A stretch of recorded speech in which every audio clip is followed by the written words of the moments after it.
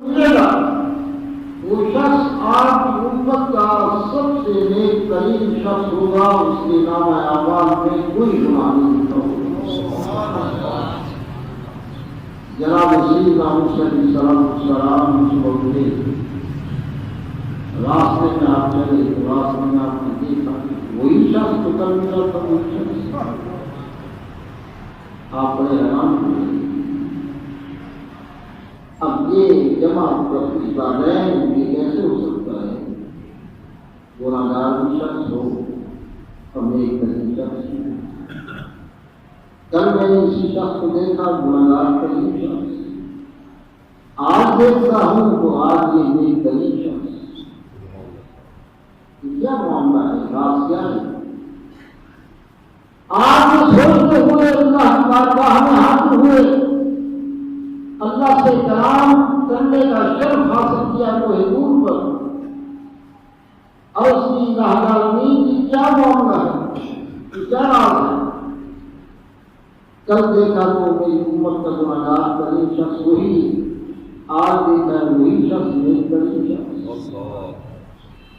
اللہ تعالیٰ نے ارشاد فرمایا، جناب موسیٰ علیہ السلام کل آپ کی نظر کرم اس پر پڑی، 11 ہاتھ مزدوری کے لیے کام کر کے واپس آیا۔ جبکہ شام کو گھر واپس آیا، بیوی کو کہا کہ مجھے کھانا لا دے، بھوک لگی ہے بہت زیادہ۔ بیوی جو ہے اس نے کھانا سامنے رکھ دیا اور پاس بیٹھ گئی، یہ کھانا کھانے لگا، وہ اس سے باتیں کرنے لگی۔ باتوں میں اس نے کہا کہ بتا کہ دنیا میں تعداد کے لحاظ سے کون سی چیز ہے؟ کہا کہ درخت پتے ہیں، وہ تعداد کے لحاظ سے بہت زیادہ ہے۔ کہا درختوں کے پتوں سے بھی کوئی زیادہ چیز ہے؟ کہا ہاں، درختوں کے پتوں سے زیادہ چیز جو ہے وہ ریت کے ذرات ہیں، صحرا کے اندر ریت کے ذرات جو ہیں وہ درختوں کے پتوں سے نہیں زیادہ ہے۔ کہا ریت کے ذرات سے بھی زیادہ کوئی چیز ہے؟ کہا ہاں، وہ میرے گناہ ہیں، میں اس قدر گناہگار ہوں، سیاہکار ہوں، صحراؤں کے ریت کے ذرات سے بھی زیادہ میرے گناہ ہیں۔ بیوی نے کہا کہ چلیے بتا کہ تیرے گناہوں سے بھی کوئی زیادہ ہے؟ کہا میرے رب کی رحمت، میرے رب کی رحمت جو ہے وہ میرے گناہوں سے نہیں زیادہ ہے۔ اللہ تعالیٰ نے فرمایا کہ اس نے ہماری رحمت کو پکارا تو ہماری رحمت نے اس کو اپنے دامن میں چھپا دیا۔ اس کے تمام گناہوں پر ہم نے لکیر تھے۔ جب یہ صبح اٹھا تو اس کے نام اعمال میں بھی گناہ نہیں تھا۔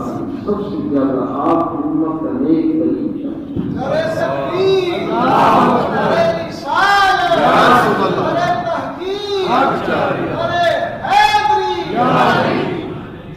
تو 10 دن جو ہیں پہلا اشرف رحمت اس نے ہم گناہگاروں کو، سیاہکاروں کو اپنے دامن میں چھپا لیا، اور اس کے بعد مغفرت کا اشارہ شروع ہو گیا۔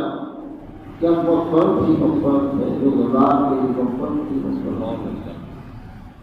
نبی پاک صلی اللہ علیہ وسلم نے ارشاد فرمایا کہ روزہ جب روزہ رکھتا ہے اور روزہ رکھنے کے بعد افطار کرتا ہے، افطار کے وقت جناب جبریل علیہ السلام تشریف لاتے ہیں اور اس سے مصافحہ کرتے ہیں۔